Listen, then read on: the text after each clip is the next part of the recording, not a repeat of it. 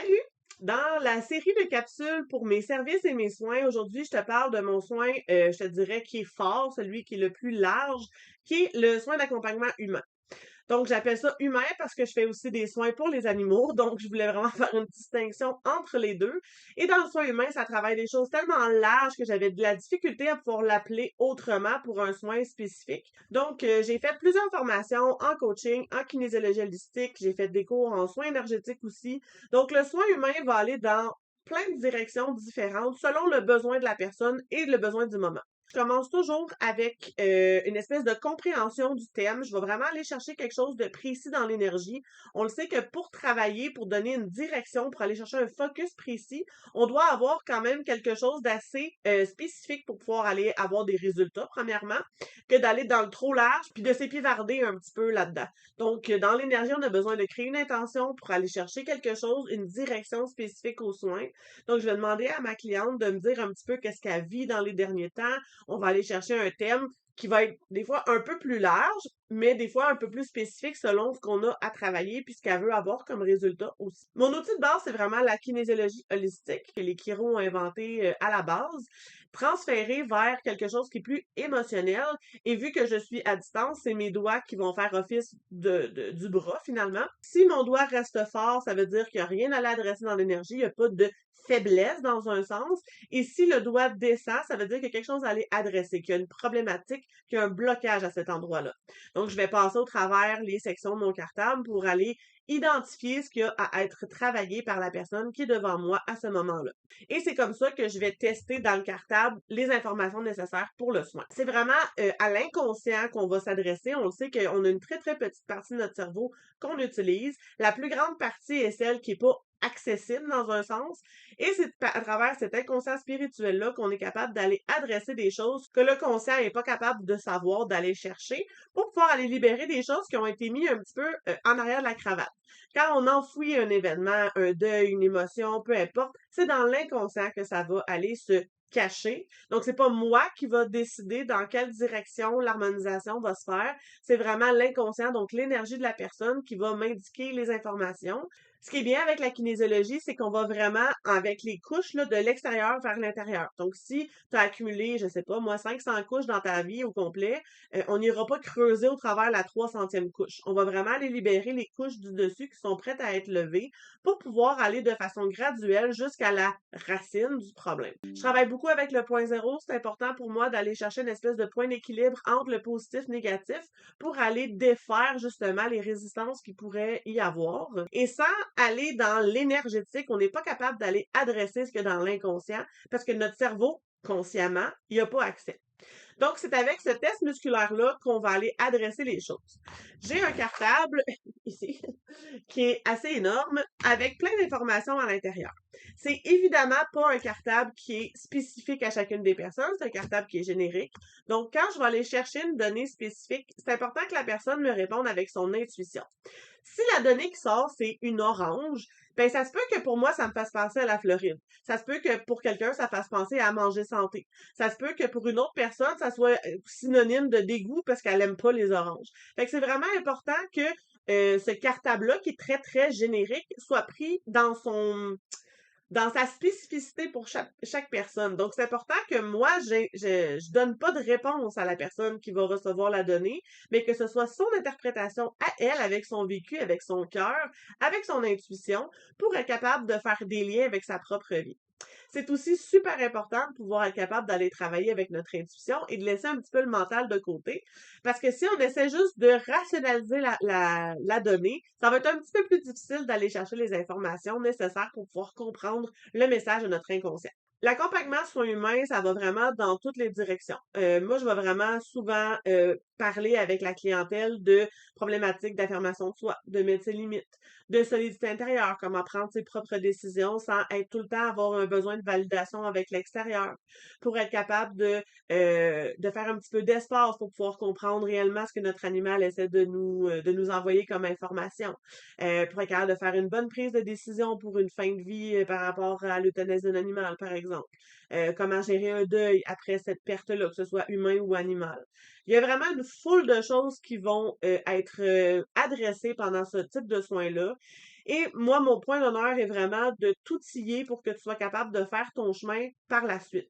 Donc, on s'entend quand on commence avec un certain thème, ça peut prendre quelques rencontres avant d'être capable de gérer le tout au quotidien. C'est parfaitement normal, surtout si tu commences dans un cheminement de croissance personnelle.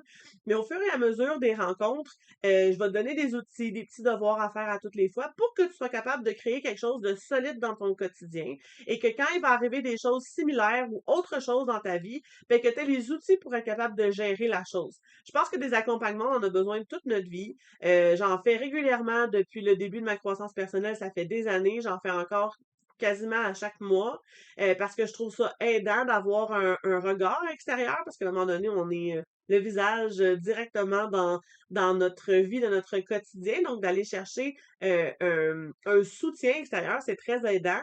Mais quand il arrive des choses dans mon quotidien, mettons que je vois la personne une fois par 30 jours, ben le restant de mes 30 jours, j'ai des outils pour être capable de m'aider, pour être capable de gérer les petites choses qui peuvent arriver au quotidien. Ça, je trouve que c'est super important.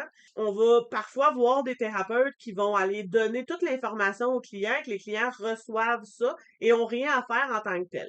C'est vraiment quelque chose qui est parfaitement sain et utile, mais faire que ça, dans ma pratique à moi, dans mon expérience à moi, il n'y a pas d'autonomisation de la personne. Si la personne se fait toujours enlever les mêmes blocages, mais qu'elle comprend pas qu'est-ce qu'il écrit puis comment ça se fait, puis elle va avoir de la difficulté à les gérer par la suite, puis elle va être un petit peu dépendante de ce thérapeute-là. Et là, je ne démonise pas aucun soin, c'est vraiment la compréhension que tous les soins ont leur place, mais que dans l'avancement de son chemin spirituel, c'est important de pouvoir comprendre qu'est-ce qui crée nos blocages, qu'est-ce qu'on peut faire par la suite pour le faire, puis pas être obligé tout le temps de tomber dans les mêmes patterns, être obligé de se faire nettoyer ou libérer à chaque fois. C'est ce que je trouve qui fait la différence de mon soin par rapport à d'autres soins énergétiques, par exemple, c'est que je vais chercher le côté coaching et neurosciences autant que le côté énergétique, autre vie et transgénérationnel. Fait que j'ai vraiment une vision globale de ce que l'être a besoin de comprendre, d'accepter, d'intégrer et tout. Donc, c'est vraiment quelque chose qui me différencie des gens qui font des soins énergétiques et c'est pour ça que le mot soin énergétique peut être nommé à toute sauce, mais que finalement, chaque thérapeute est différent et unique dans sa façon de livrer sa médecine à sa clientèle. Donc, concrètement, qu'est-ce que tu peux recevoir pendant un soin humain? Si tu fais un soin transgénérationnel, c'est possible qu'il y ait un contact défunt. Je ne fais pas de contact défunt volontaire, dans le sens que si quelqu'un m'appelle pour me demander, j'aimerais ça faire un soin, j'aimerais ça contacter ma mère qui est décédée, je fais pas ce genre de soin-là. Par contre, dans un certain thème, dans une certaine façon de travailler, si le défunt entre, je l'accueille, on va travailler avec lui, je vais transmettre les messages par canalisation, mais je vais pas appeler volontairement un défunt ou aller contacter spécifiquement une autre vie. On va vraiment aller vers ce qui va venir en lien avec le thème de la personne pour pouvoir aller travailler justement de façon globale et d'être capable de recevoir les messages nécessaires.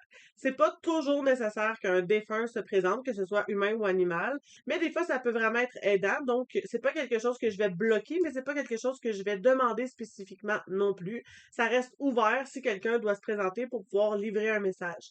Je le vois de cette façon-là. S'il y a un défunt ou un être décédé, un animal par exemple, qui va se présenter, c'est parce que le message devait vraiment être nommé à la personne, vu que moi, je les appelle pas de façon spécifique. Et ça va aussi amener le fait que dans le transgénérationnel, souvent, on va avoir des liens spécifiques avec certains ancêtres, même si on les a pas connus. Donc, si la cliente demande à parler à sa grand-mère paternelle, finalement, c'est son arrière-arrière-grand-mère maternelle qui a un lien avec elle, avec ce thème-là. Mais je veux pas que ça bloque l'ancêtre qui est vraiment relié à ce que la personne travaille, de venir nous voir pour pouvoir délivrer son message. En soins humains aussi, je vais défaire des cordelettes. Donc, c'est mon petit papier de notes. Dans le fond, ça va être le nom de la personne ici, le nom de la personne avec laquelle elle va être reliée. Là, je dis personne, ça peut être un animal, ça peut être un lieu, ça peut être un événement aussi. Et je vais aller tester le nombre de cordelettes qui est présent entre les deux êtres. Et la personne va pouvoir en visualisation les défaire avec mon accompagnement. C'est vraiment quelque chose que j'invite les gens à pouvoir faire par eux-mêmes parce que c'est quelque chose qui est vraiment aidant pour pouvoir le refaire par la suite. Sinon, il y a la méthode des bonhommes allumettes aussi qui travaille vraiment, vraiment très bien avec ce type de cordelettes-là, mais ça peut être des choses qu'on va être appelé à libérer pendant un soin. Je vais souvent donner des petites choses à faire, des petits devoirs à la personne pour pouvoir continuer l'avancement du soin d'ici au prochain rendez-vous. Ce genre de soin-là, c'est pas quelque chose qui se fait en une fois et que tout se règle. C'est vraiment, ça demande vraiment un suivi pour aller voir l'avancement de du thème choisi pour pouvoir espérer défaire toutes les petites racines. Je vois une problématique comme une espèce de truc au milieu avec plein de petites racines autour. Donc, il y a certaines problématiques qui vont avoir, par exemple, 10 racines, puis d'autres qui vont en avoir 170. Là, je dis des chiffres au hasard. Et l'intérêt, c'est de pouvoir libérer une couche ou deux, trois couches à la fois pour être capable d'aller de plus en plus profondément dans ce qu'on a à travailler dans notre vie, dans notre incarnation. C'est important de nommer aussi que si tu fais un soin une fois par 6 mois, ça va t'aider à enlever des couches, sauf que on le sait que dans notre quotidien, des choses qui vont se passer, on va rajouter des couches par-dessus celles qui sont déjà là. Donc, si tu veux vraiment aller en profondeur dans ton histoire, travailler des choses qui sont vraiment à la racine de ton existence, si je peux dire ça de cette façon-là, c'est important de faire des soins ou en tout cas des suivis qui sont plus réguliers pour être capable d'aller à l'intérieur de toutes ces couches-là et de pas juste enlever les couches superficielles qui vont se rajouter à chaque semaine, à chaque mois, à chaque année, selon ce qui peut arriver par la suite dans ta vie. Donc, le soin humain, c'est vraiment un soin passe-partout. À la fin de chacun des soins, je vais tirer une carte dans l'oracle du moment. Présentement, c'est celui-là. L'oracle de la rose de Rebecca Campbell.